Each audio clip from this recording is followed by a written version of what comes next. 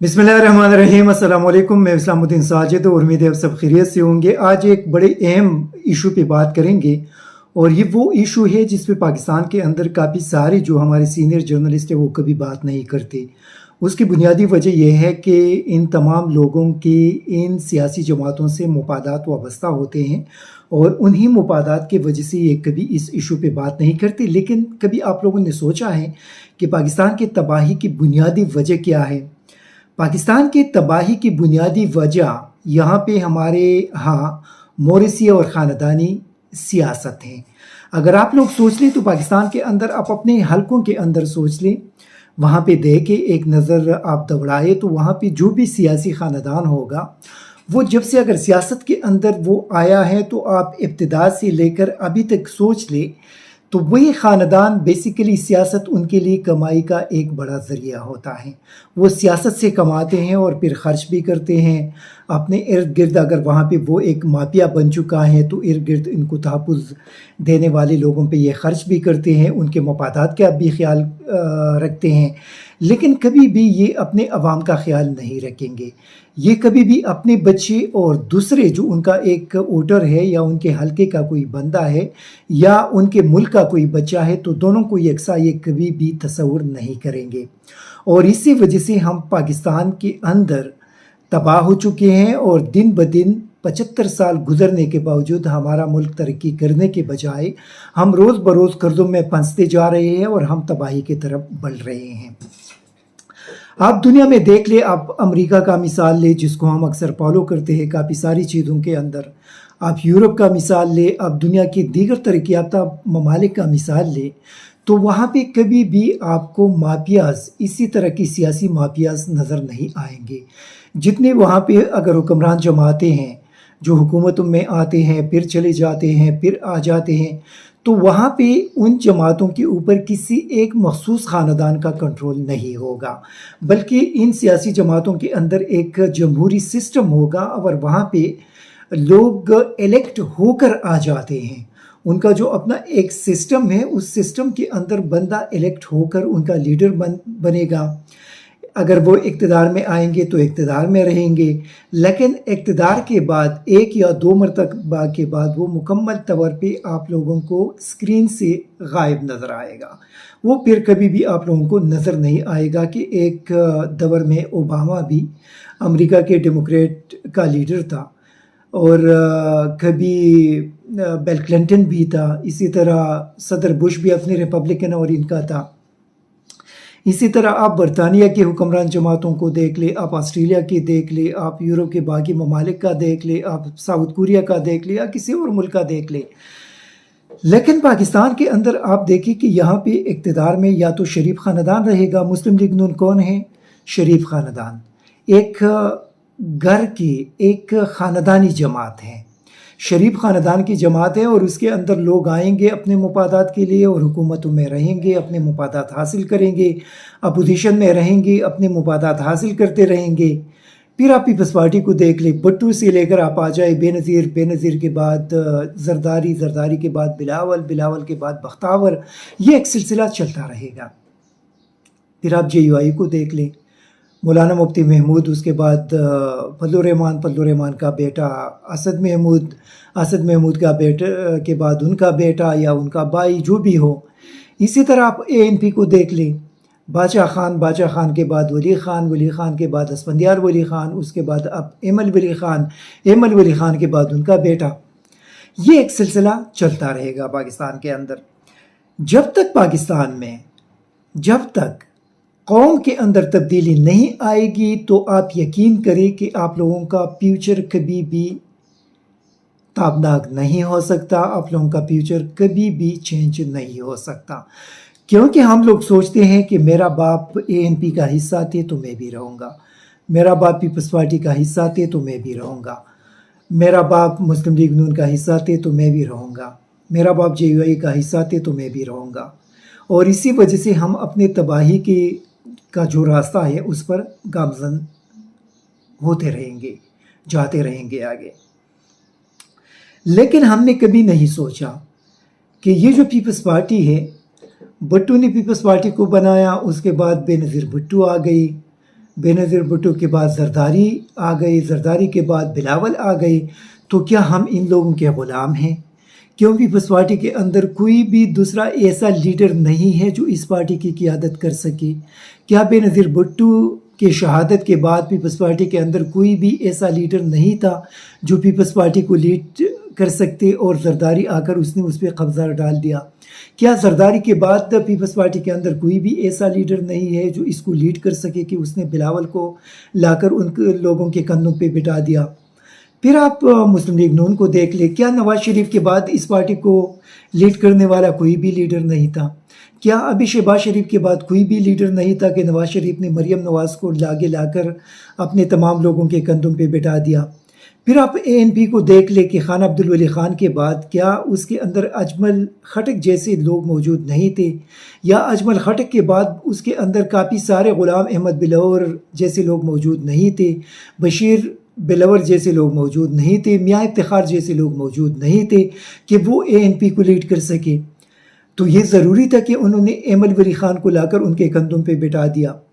پھر آپ جے یو آئی کو دیکھ لیں، کیا جے یو آئی کے اندر مولانا فضل الرحمان کے بعد یا مولانا مفتی محمود کے بعد چلو فضل الرحمان آ گئی، اس نے قبضہ ڈال دیا، لیکن مولانا فضل الرحمان کے بعد کیا جو وہ دعویٰ کرتے ہیں کہ میرے ساتھ لاکھوں علماء موجود ہیں، تو کیا ان لاکھوں علماء میں ایک بھی ایسا موجود نہیں ہے جو اس پارٹی کو لیڈ کر سکے؟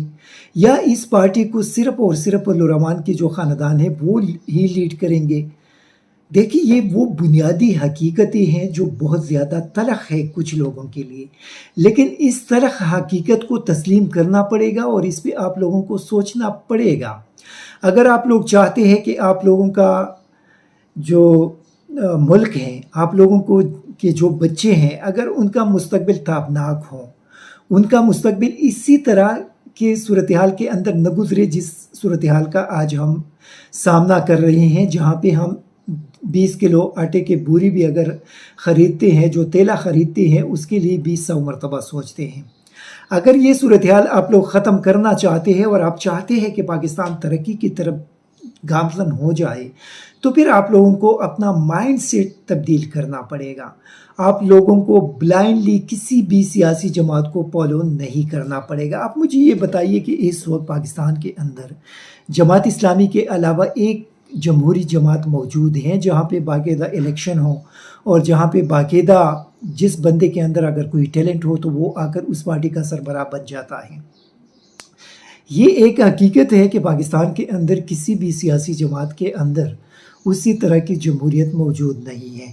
یا تو ایک مافیاز ہے ایم کیو ایم کی طرح، ایک گروپ ہے، ایک مافیا ہے جو سیاسی جماعت کا رنگ ڈال کر لوگوں کو دھوکہ دیتے ہیں، یا وہی خاندانی اور موروثی سیاسی جماعتیں ہیں۔ اس میں عمران خان کا پھر بھی چلو ان کا خاندان کا کوئی بندہ اس کے اندر موجود نہیں ہے، تو کم از کم آپ یہ کہہ سکتے ہیں کہ تحریک انصاف پہ کوئی عمران خان کے جو خاندان ہے وہ قبضہ نہیں ڈال سکتے۔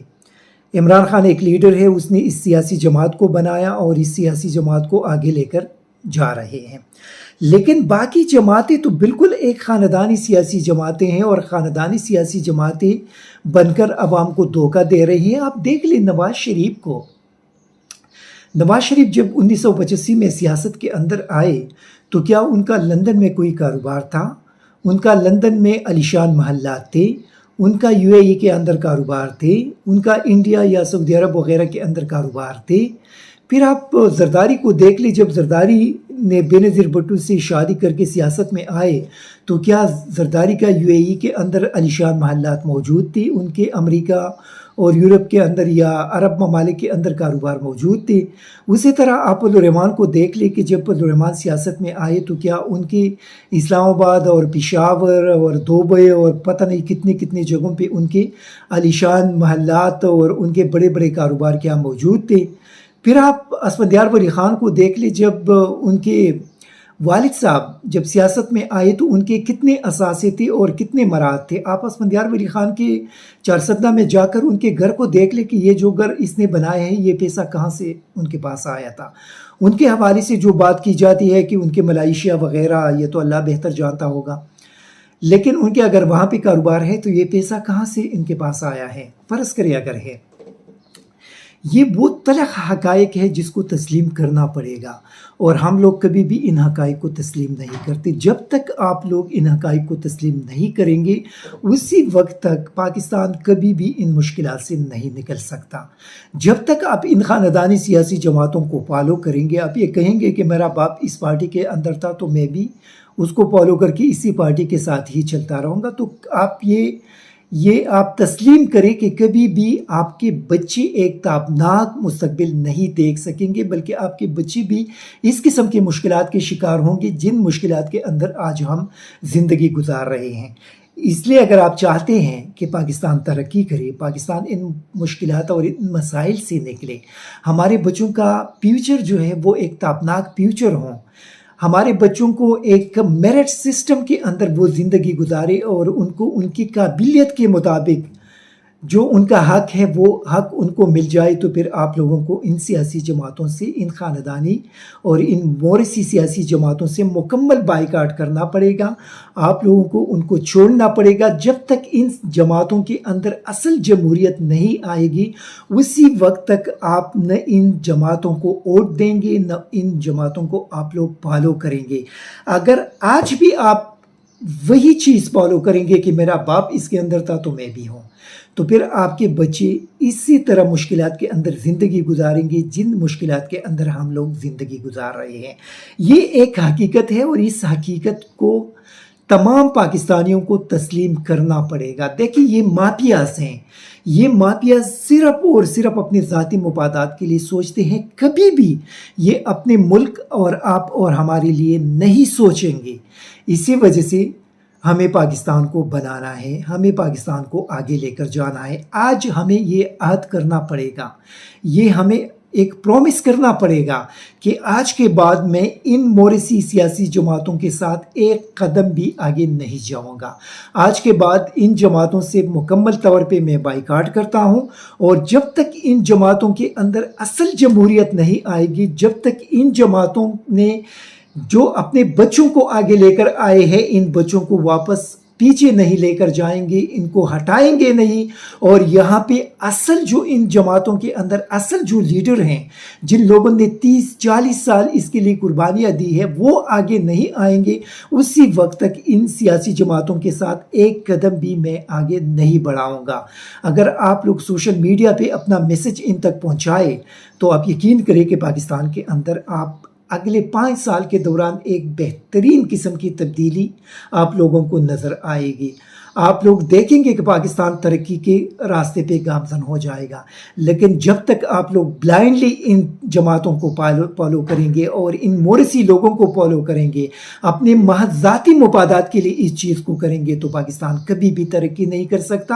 اور پاکستان کے اگر ابھی تو 75 سال ہے، 150 سال بھی گزر جائے تو ہم اسی طرح قرضوں میں جکڑے رہیں گے، ہم اسی طرح تباہی کے ساتھ زندگی گزارتے رہیں گے، اور ہم کبھی بھی آگے نہیں جا سکیں گے۔ Thank you very much.